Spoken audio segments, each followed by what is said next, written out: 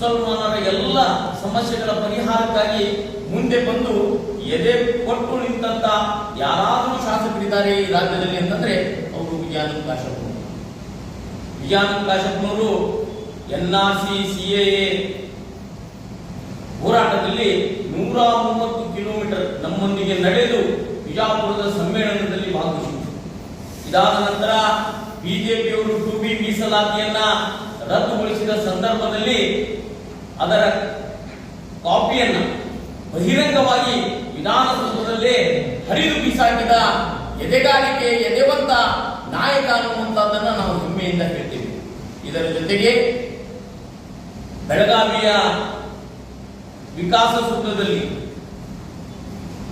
ಟಿಪ್ಪು ಸುಲ್ತಾನ್ ಜಯಂತಿಯನ್ನ ರಾಜ್ಯ ಸರ್ಕಾರ ಮತ್ತೆ ಆಚರಿಸಬೇಕು ಅನ್ನುವಂತ ಒತ್ತಾಯ ಮಾಡಿದಂತ ಯಾರಾದರೂ ಶಾಸಕರಿದ್ದಾರಂತಂದ್ರೆ ಅವರು ವಿಜಯಾನಂದ ಕಾಶಪ್ಪನವರು. ಹೀಗಾಗಿ ಅವರು ಕೇವಲ ಲಿಂಗಾಯತ ಸಮುದಾಯದ ನಾಯಕರಲ್ಲ, ಅವರು ಹಿಂದುಳಿದ ವರ್ಗಗಳ, ಮುಸಲ್ಮಾನರ ಮತ್ತು ದಲಿತರ ನಾಯಕರಾಗಿ ಈ ರಾಜ್ಯದಲ್ಲಿ ಹೊರಹೊಮ್ಮಿದ್ದಾರೆ.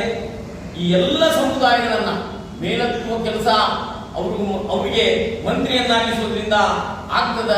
ಜೊತೆಗೆ ರೈತರ ನೀರಾವರಿ ಯೋಜನೆಗಳ ಮತ್ತು ಈ ಭಾಗದ ಅನೇಕ ಜ್ವಲಂತ ಸಮಸ್ಯೆಗಳ ಪರಿಹಾರ ಆಗ್ತದ.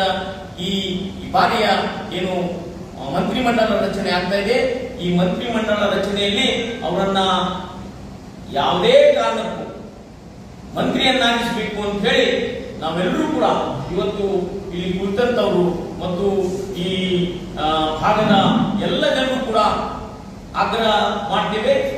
ಅವರನ್ನ ಈ ಬಾರಿ ಮಂತ್ರಿಯನ್ನಾಗಿಸಬೇಕು. ಒಳ್ಳೆಯ ಖಾತೆ ನೀಡುವ ಮೂಲಕ ಜನಸೇವೆಗೆ ಅವರನ್ನ ತೊಡಗಿಸಿಕೊಳ್ಳಿಕ್ಕೆ ಅವಕಾಶ ಮಾಡಿಕೊಡ್ಬೇಕಂತ ಹೇಳಿ ನಾನು ಕರ್ನಾಟಕ ಮುಸ್ಲಿಂ ಯೂನಿಟಿಯ ಪರವಾಗಿ ಮತ್ತು ಕಾಂಗ್ರೆಸ್ ಪಕ್ಷದ ಪರವಾಗಿ ಈ ರಾಜ್ಯದ ಮುಖಂಡರಿಗೆ ಮತ್ತು ಹೈಕಮಾಂಡ್ಗೆ ವಿನಂತಿ ಪೂರ್ವಕ ಮನವಿಯನ್ನ ಮಾಡ್ತೇನೆ. ಅವರಿಗೆ ಈ ಬಾರಿ ಯಾವುದೇ ಕಾರಣಕ್ಕೂ ಮಂತ್ರಿ ತಪ್ಪಬಾರದು. ಅವರು ಮಂತ್ರಿ ಆಗಿ ನಮ್ಮ ಜಿಲ್ಲೆಗೆ ಬರಬೇಕು ಅನ್ನುವಂತ ಒಂದು ಹಕ್ಕೊತ್ತಾಯವನ್ನ ನಾನು ಈ ಮೂಲಕ